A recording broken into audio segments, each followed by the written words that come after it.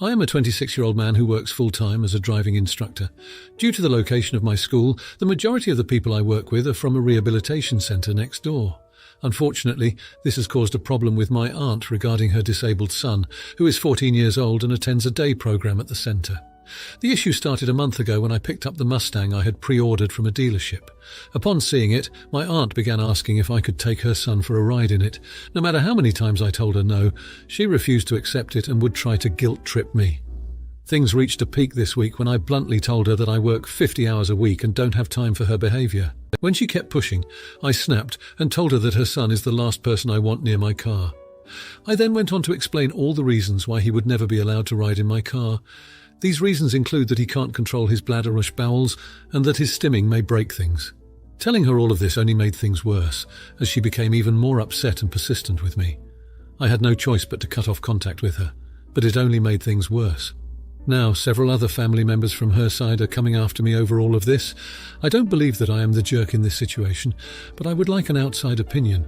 Am I the jerk? Now, for a few comments before the update. Comment 1. Does this kid have some kind of huge, violent flailing as a stim? I'm really baffled as to how his stimming would break something in the car. Edit. Not the idiot. That sort of violent action isn't easy to accommodate.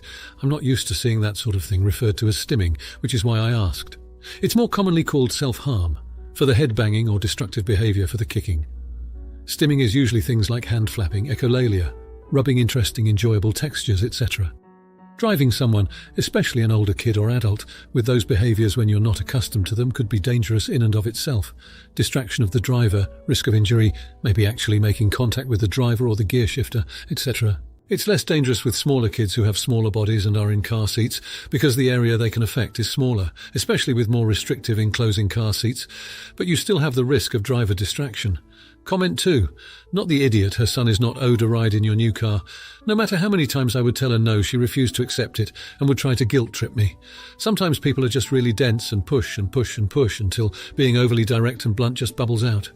I'm also guessing that if her son damaged something, she would also be the type to make excuses and not want to pay to have it fixed. Please stand firm on this. You have every right to want to protect an expensive item from getting damaged by a child who you don't trust to not damage it. That's reasonable. One additional thought. Maybe you should have told her yes, as long as she was willing to put a $2,000 deposit down first to cover any potential damages. My guess is that would have shut her up quickly. We both know that she is well aware how capable he is of damaging things, but will willingly minimize it when it doesn't belong to her. Comment 3. Not the idiot. If he can't control his bladder bowels and he makes uncontrollable sudden movements, I can't imagine a sports car is comfortable for him to be in either. And you shouldn't have to accept the risk of piss and shoot in your car. He might be very excited or even stressed out in your new car, so who knows, the risk of him having an accident might be higher, and in a car you can't just get up from the seat to go to a toilet or a changing facility. You might be miles away from a place where he could get changed. Not the idiot. Unfortunately, an expensive sports car is not a suitable environment for your cousin. Now for the update. So just when I thought things couldn't possibly get any worse, they did. The proverbial crap hit the fan in a way that I could never have predicted. About a week after I cut ties with my aunt, I received a notice from her attorney. She was looking to sue me for discrimination against a disabled child, stating that my refusal to let her son in my car was against the law. I tried explaining that it was my personal car and not part of the driving school, but her lawyer insisted that we go to court. Meanwhile, my job at the rehabilitation centre took an unexpected hit. The management heard about my family drama and started questioning my abilities to teach disabled individuals. They were worried about a possible PR nightmare if my aunt decided to take her crusade to social media. So to avoid any potential backlash, they put me on an indefinite leave, and I have a feeling they are planning on replacing me permanently. While all of this was brewing, my cousin took it upon himself to break into my garage. He decided he wanted to ride in my Mustang, whether I gave him permission or not. He somehow managed to start the car but couldn't control it and crashed it through the garage door, causing a whole lot of damage. The cops called me in the middle of the night and I found my beloved car in ruins. As if that wasn't enough, my other family members decided to add to the chaos. My uncle, my aunt's husband, confronted me at a family gathering. He was furious about my behaviour towards his wife and son and demanded that I apologise. When I refused, he did what any rational person would do. He threw a punch at me. I dodged and the punch landed on another cousin who was unlucky enough to be standing behind me. That turned a quiet family gathering into a full-blown brawl. So here I am, jobless, carless, dealing with a lawsuit, a broken nose, courtesy of a punch from a different cousin, and an estranged family. All because I didn't want to risk my car and job trying to accommodate my disabled cousin. Could things get any worse? Let's hope not. Now for the comments. 1. Not the idiot. You severed ties with your aunt for reasons that were not specified, but we must assume were significant for you to do so. The lawsuit seems more like a retaliation tactic than a legitimate claim of discrimination. You working at a rehab centre does not automatically make you liable for any perceived discrimination towards a disabled child.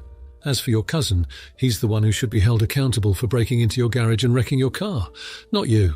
2. Everyone sucks here. While your aunt and cousin definitely crossed several lines, you could have handled the situation more maturely. The physical altercation with your uncle only escalated the situation and reflects badly on you.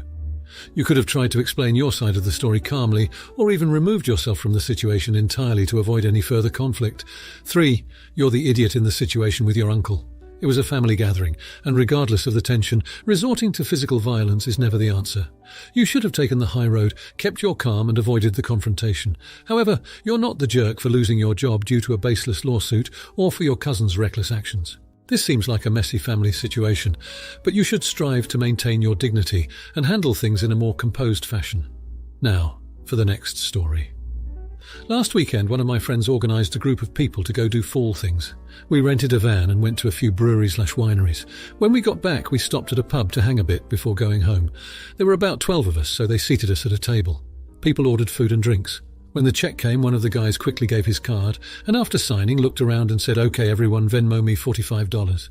This threw me off because many people had ordered meals, sides, drinks and shots. I had ordered a Diet Coke. I had to drive 1.5 hours home and shared an appetizer with my husband. I asked if we could each Venmo him for what we ordered, and he seemed annoyed. He sent everyone a pic of the receipt and had everyone Venmo him for what they got. For context, I'm fine splitting the bill evenly when everyone orders roughly the same thing. But also, if I ever put my card down, I always ask everyone if they want to split it evenly or not just assume. My husband thinks I'm being cheap and should have just split the bill evenly with everyone. I know I'm more money conscious than others, so I'm wondering, am I the a-hole? ETA. We were expected to pay $90, including tax and tip, for me and my husband, since my husband did have a drink and a shot in addition to what I had. Our actual total we ended up paying came out to $53, including tax and tip. Now for a few comments before the update. Comment 1. Not the idiot, this is not a "you're cheap", but a "he's greedy". I bet he ate more than $45 worth of food.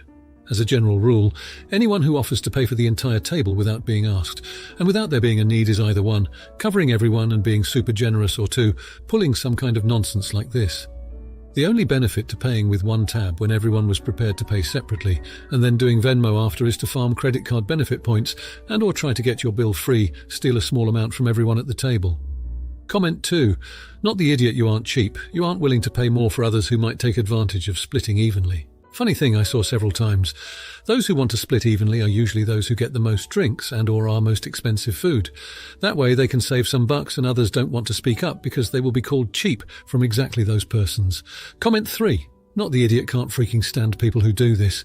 The guy orders half his body weight in food and alcohol and then gets to look all magnanimous by putting the bill on his Credit One card, even though he's basically using his friends as coupons.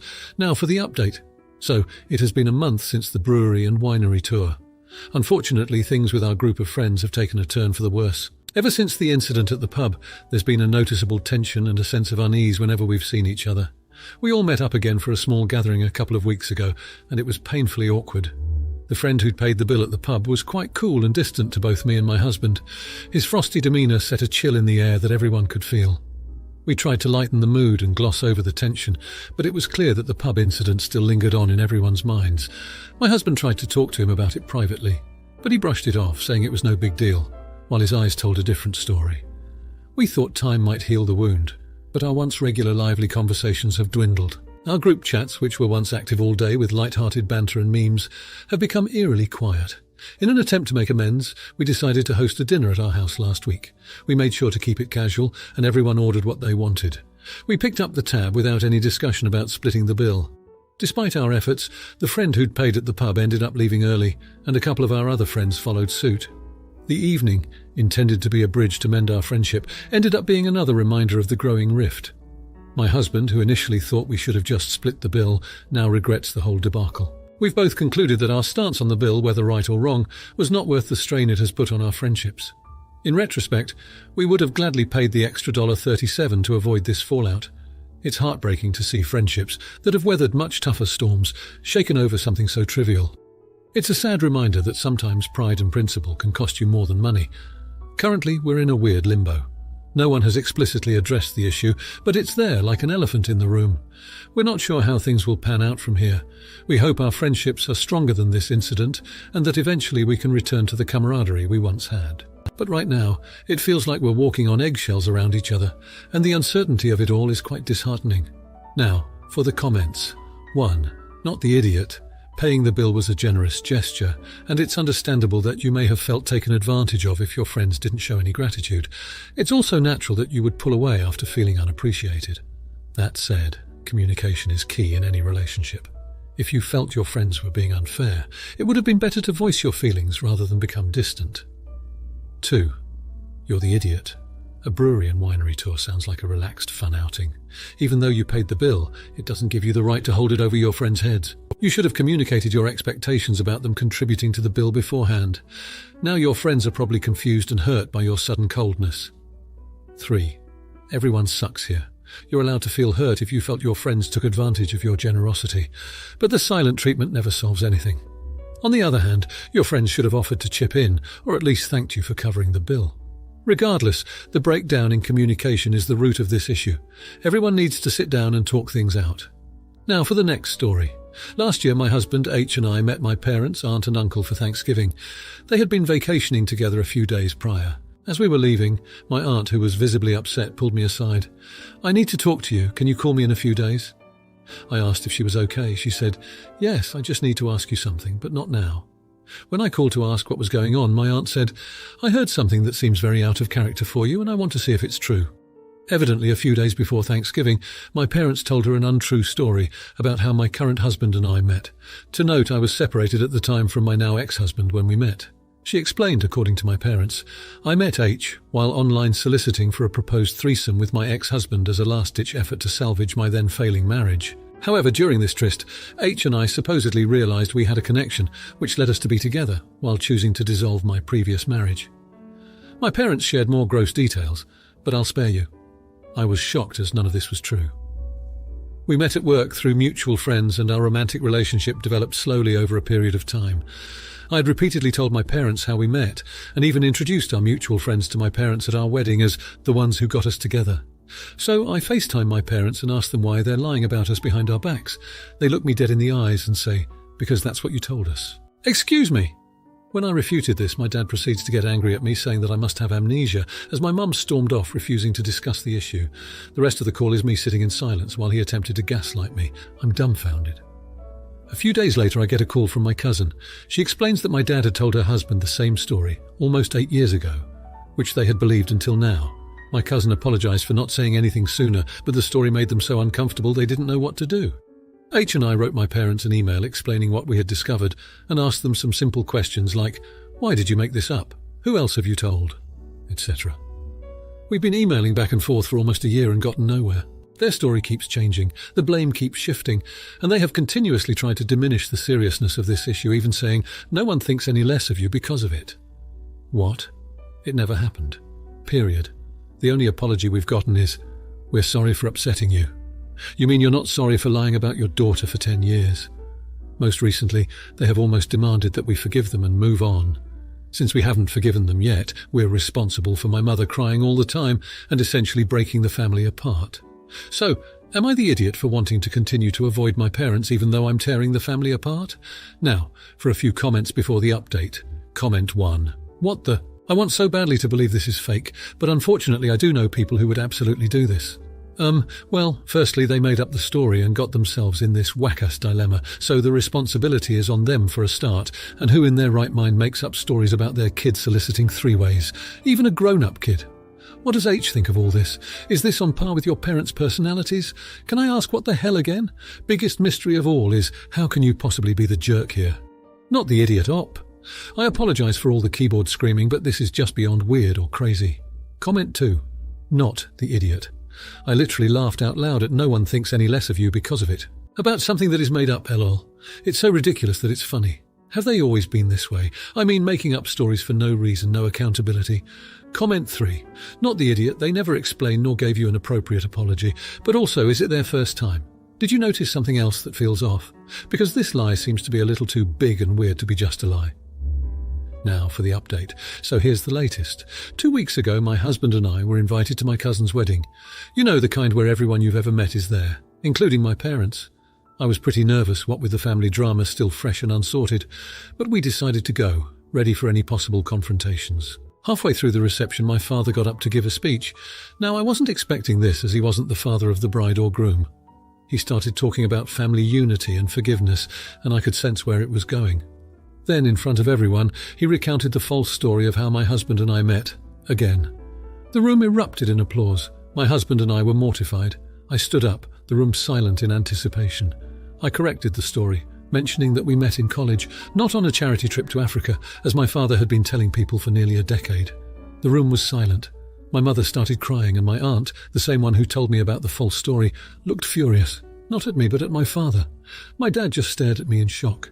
Turns out, my aunt had confronted my parents about the false story before the wedding.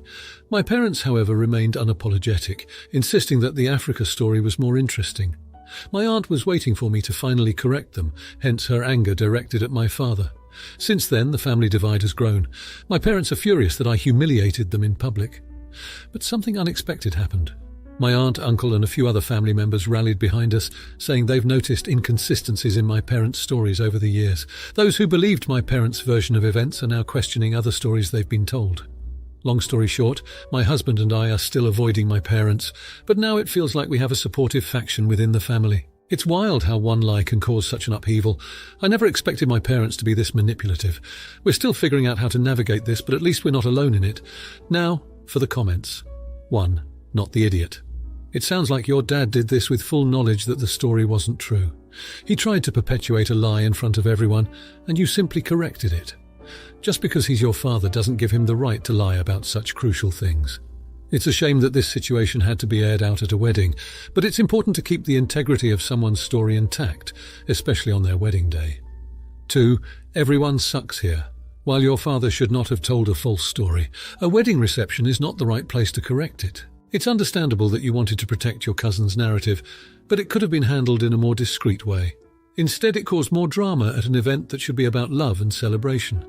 It's unfortunate that the situation has caused a divide in your family, but hopefully with time, things can begin to heal. 3. Info. Was there a particular reason why your father lied? Did he maybe misunderstand the story? If he was fully aware that he was spreading a false story, then definitely not the idiot. However, if he had misunderstood the story and shared it innocently, then you're the idiot for publicly correcting him. A more tactful approach would have been to wait until after the speech, then privately correct him. If you like this video, you'll probably like these too. Also, while you're here, please consider subscribing. It's your support that keeps this channel alive and allows me to make better and longer videos. Have a great day!